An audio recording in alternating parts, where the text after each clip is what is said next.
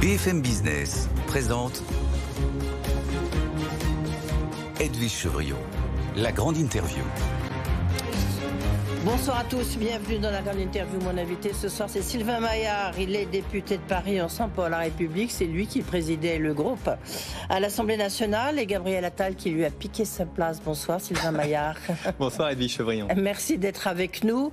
Alors tiens, je vais vous citer une phrase. On aimerait savoir qui est dans l'opposition, qui est dans la majorité. C'est Fabien Roussel qui dit ça avant d'aller à Matignon. Et en sortant, il dit... Ce gouvernement ne tient qu'à un fil de droite ou de gauche. Vous êtes dans la majorité ou dans l'opposition? Vous êtes où? Oui, nous on s'est inscrit à l'Assemblée nationale. Vous inscrivez en fait dans la majorité ou dans l'opposition, et ça va dépendre entre autres à la commission des finances des places que vous pouvez avoir. Et donc nous sommes inscrits dans la majorité. Oui. Vous êtes dans quel état d'esprit, Sylvain Maillard, en cette rentrée? Parce que vous aviez tout. On en disait un mot là tout à l'heure. Vous étiez au cœur du dispositif, au cœur de la Macronie. Puis tout d'un coup, là, vous êtes totalement. On va regarder les trains passer. Enfin, du moins les défilés passés à Matignon. Ça doit être pas évident pour toute la Macronie. La vie politique est ainsi faite. Nous avons perdu les élections le 7 juillet dernier. Mais personne ne l'a gagné, et donc nous devons être responsables, c'est ce que nous sommes, responsables, c'est-à-dire construire une majorité, une coalition avec Michel Barnier, faire en sorte de trouver les moyens de voter un budget, de porter des politiques publiques, comme nous ont demandé les citoyens pendant cette élection, en disant il nous faut faire en sorte que ceux qui travaillent gagnent mieux leur vie, de faire en sorte qu'il y ait plus de sécurité, de souveraineté. Juste pour clarifier, parce qu'ici on ne fait pas beaucoup de politique politicienne, enfin de la politique, qui a gagné? C'est LFI ou c'est le RN? Personne n'a gagné, puisqu'il n'y a aucune majorité possible. Non, mais il faut compter en nombre d'électeurs, il faut compter en nombre de députés. En fait, vous pouvez compter comme vous le souhaitez. En fait, il y a 3 blocs de taille relativement égale et des blocs qui n'ont pas l'habitude de travailler ensemble. Et donc, il va falloir qu'on construise une majorité. C'est le travail de Michel Barnier, de construire une majorité. En tout cas, aucune majorité ne peut être construite sans le groupe Ensemble pour la République. Mais alors, et vous êtes prêts? Parce que lorsque vous voyez là, le bras de fer sur le budget... On va y revenir. On a vu le président de la commission des finances, Éric Coquerel, qui lui évidemment était LFI, mais avec Charles de Courson, qui est Elliott, aller à Matignon demander les fameuses lettres plafond. Et puis peut-être les confidences de Michel Barnier en disant qu'il y aura peut-être une hausse de la fiscalité sur les riches, sur les entreprises. Vous vous sentez dans le gouvernement, dans le futur gouvernement ou en dehors? 3 questions. Donc la première, c'est de l'esbrouf, ce que fait Éric Coquerel et Charles de Courson. Ils vont réclamer des lettres plafonds faites par l'ancien Premier ministre Gabriel Attal pour des ministres démissionnaires. Donc on voit bien que ça n'a aucun intérêt. C'est à Michel Barnier de refaire une lettre plafond et de réorganiser son gouvernement. Il a demandé encore quelques jours, dont acte. Donc nous attendons ce qui est sa déclaration de politique générale et les ministres qu'il va nommer. Sur la deuxième partie... Alors juste sur ce point, pardon. Donc c'est un droit constitutionnel ou pas de la part? Parce que normalement, c'est ce que disent Éric Coquerel, Charles de Courson, puisqu'ils sont les représentants de la commission des finances. C'est un droit constitutionnel, d'autres disent que non. Vous le savez, non, c'est pas un droit constitutionnel, c'est un usage. Mais d'ailleurs, l'ensemble des documents qui a été fourni à la commission des finances, dont on a pu prendre possession, c'est plutôt beaucoup plus que ce qu'on avait les années précédentes, qui a une vraie base de travail. Mais Michel Barnier vient d'arriver, il n'a pas encore nommé un gouvernement, et c'est lui qui fera des nouvelles lettres plafond que nous pourrons discuter. Et il a demandé un report, puisque le budget devait commener au 1er octobre, il a demandé un report de quelques jours. Oui, du 9 octobre, oui. Ça vous paraît tenable, vu qu'on n'a toujours pas de gouvernement? Oui, c'est logique, tenable. En tout cas, il faut nommer un gouvernement relativement rapidement pour qu'on puisse se mettre au travail. Oui. Juste sur la question de la fiscalité, on va revenir là-dessus. Ce budget, est-ce que c'est pour ça que ça traîne tant?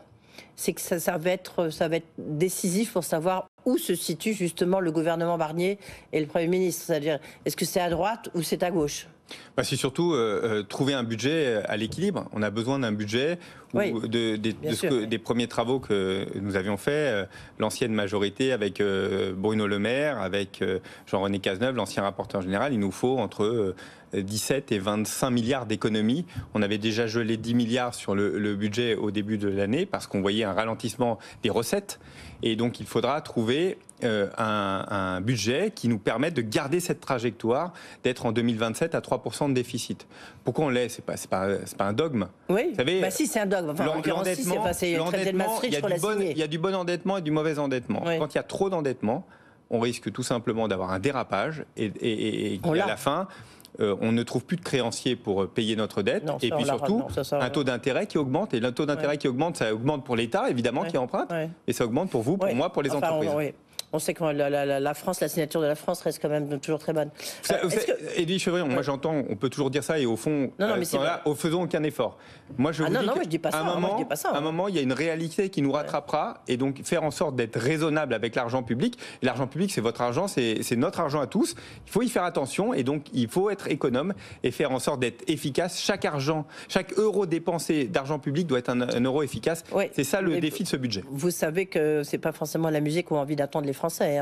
Du reste, c'est intéressant de voir qu'il y a même Giorgio Meloni qui a dit que l'Italie serait en 2027 sous les 3%. Ça fait bizarre quand on est français. C'est-à-dire que même l'Italie fera sans doute mieux que nous. D'abord, c'est une alerte parce qu'on est probablement là-dessus un des plus mauvais élèves en Europe. Donc, il faut faire cet effort. C'est ce que nous avons dit. Et moi, ce que m'ont dit nos concitoyens, on était en élection encore il n'y a pas très longtemps, c'est de faire en sorte que le travail paie plus.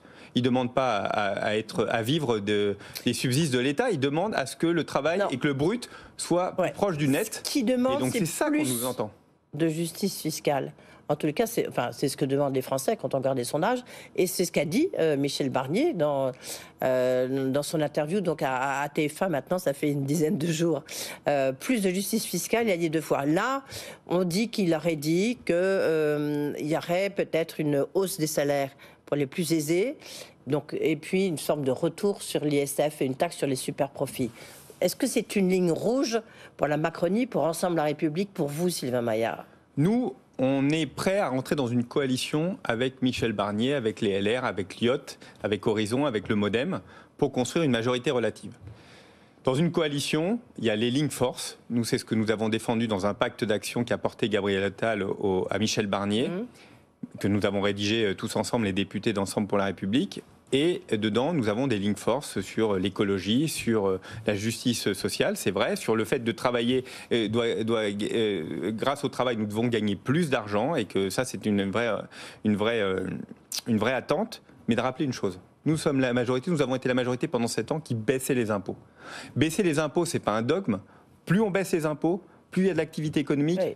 Mais en même temps, moins il y a de chômage, des finances publiques. Plus il y a des rentrées fiscales. Jamais il y a eu autant de rentrées fiscales quand on a baissé les impôts. Et donc nous disons attention, ne pas casser la dynamique efficace que nous avons mis en place. Nous ne sommes pas si loin du plein emploi. Attention de ne pas briser cette dynamique. Ok, sauf que vous voyez l'état des finances publiques. C'est ce qu'on pourrait vous rétorquer. Est-ce que c'est une ligne rouge pour vous ? C'est-à-dire que si jamais il y a une forme de retour, on touche à la flat tax, on retouche à l'impôt sur le revenu, si jamais il y a quelque chose sur l'impôt sur les successions, est-ce que c'est une ligne rouge Ce n'est pas notre choix. Oui. Notre choix, je le dis, il y aura des discussions. Ce n'est pas notre choix. Notre choix, nous, c'est de faire en sorte qu'il y ait plus de recettes, plus d'activités, pour qu'il y ait plus de rentrées fiscales. On est d'accord. C'est pas de prélever plus. Maillard, on est déjà les champions du monde dans l'OCDE. Vous savez, donc ici, après, on le dit à la Michel Barnier aura sa stratégie, on va en discuter ensemble. Il y aura évidemment des discussions. Nous sommes dans une coalition. Nous, notre position d'Ensemble pour la République, c'est de ne pas d'augmenter les impôts. Voilà. Mais est-ce que, encore une fois, je repose ma question, est-ce que c'est une ligne rouge ? Les LR, Laurent Wauquiez, il a dit c'est une ligne rouge. Bon, moi, c'est clair. Est-ce que c'est la même chose pour vous ? En tout cas, il y aura une discussion dessus. Nous, on le redit. Edwige Chevrillon, ce sera une discussion collective qu'on aura à l'ensemble des députés.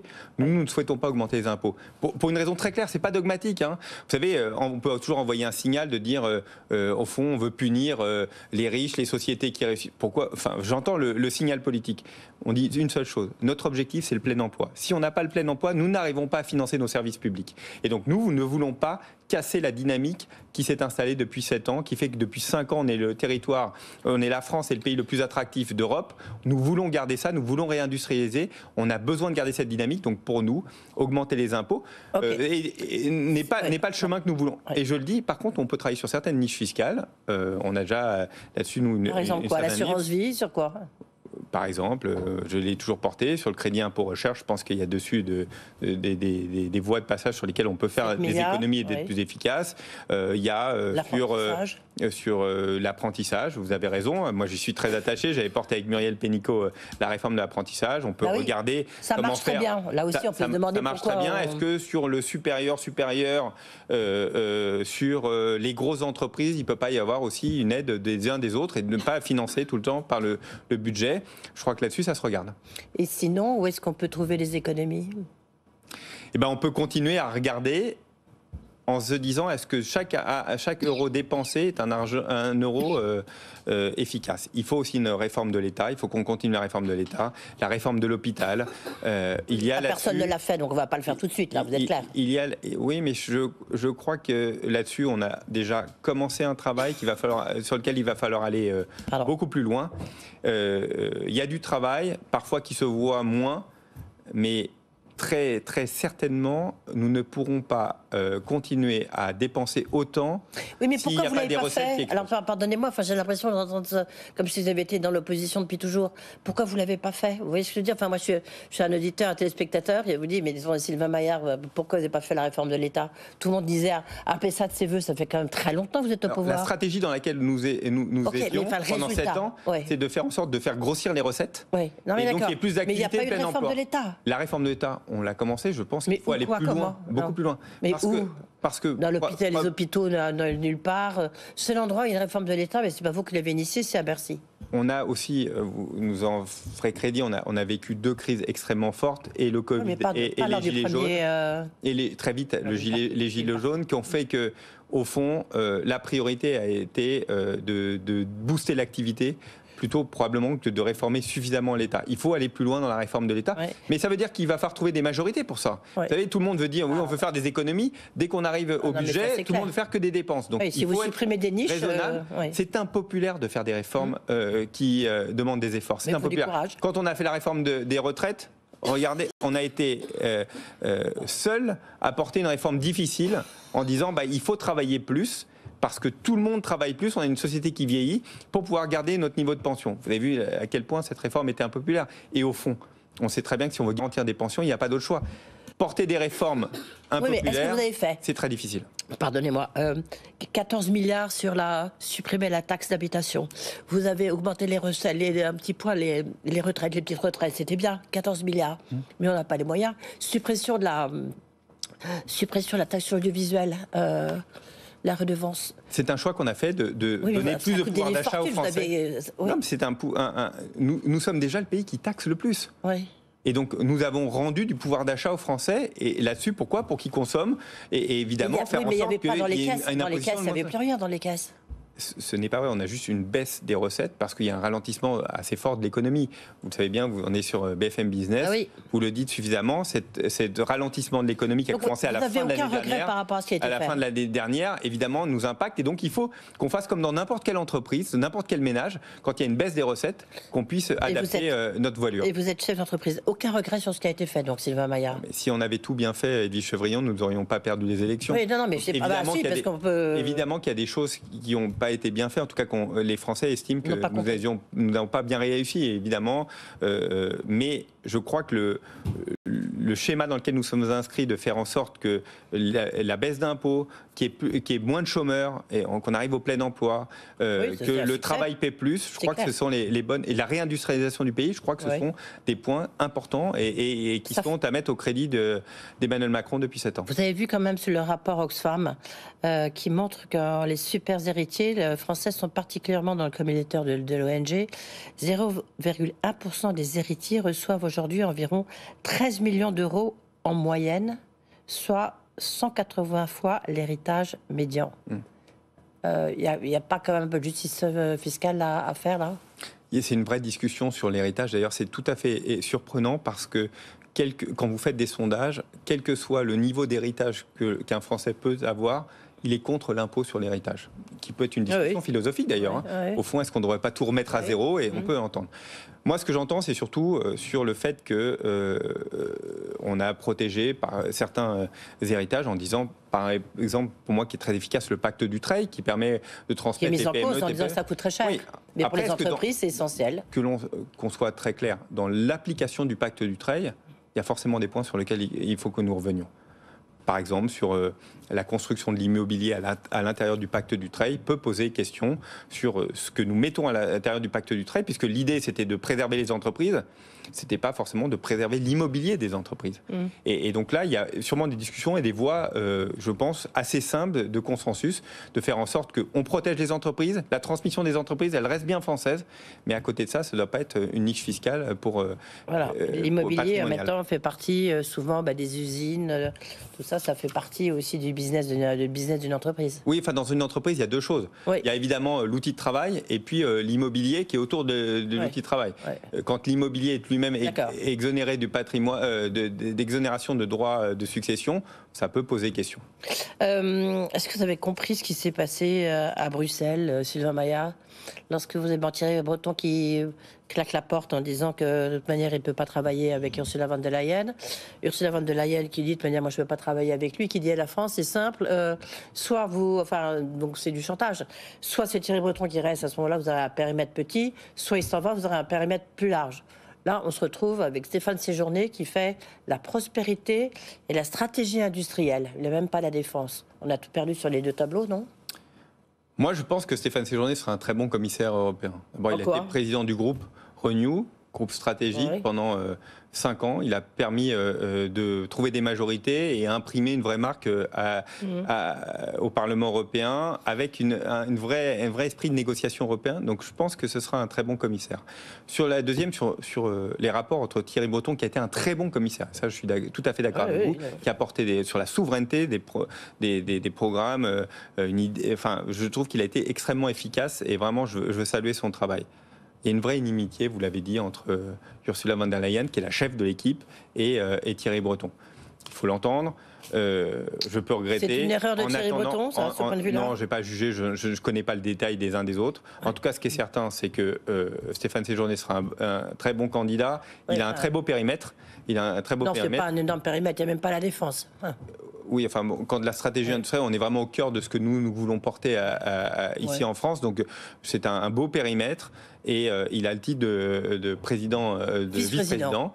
Voilà, je suis assez confiant là-dessus. Oui. Parce que quand vous dites c'est collectif, lorsqu'on voit que, et c'est du reste un sujet inflammable, c'est l'Italien Raffaele Fitto, qui est membre du gouvernement d'extrême droite de Giorgia Meloni, qui a obtenu aussi le titre de vice-président. Ça ne va pas forcément être collectif au sein de la Commission européenne. Donc, Ursula von der Leyen, c'est les Allemands qui ont choisi, qui choisissent. Porte-parole, il faut trouver un collectif qui fonctionne. Mais là, c'est pas un collectif entre l'extrême droite, Je pense dessus, en tout cas, je sais que la voix de la France sera parfaitement portée avec Stéphane Séjourné. Bon, d'accord. Là, je crois qu'on n'obtiendra rien d'autre. Je crois que c'est clair. Merci beaucoup, Sylvain Maillard, d'avoir été avec nous. Donc, pour l'instant, pas d'augmentation d'impôts, mais c'est pas encore une ligne rouge. En tous les cas, vous ne l'avez pas encore franchi.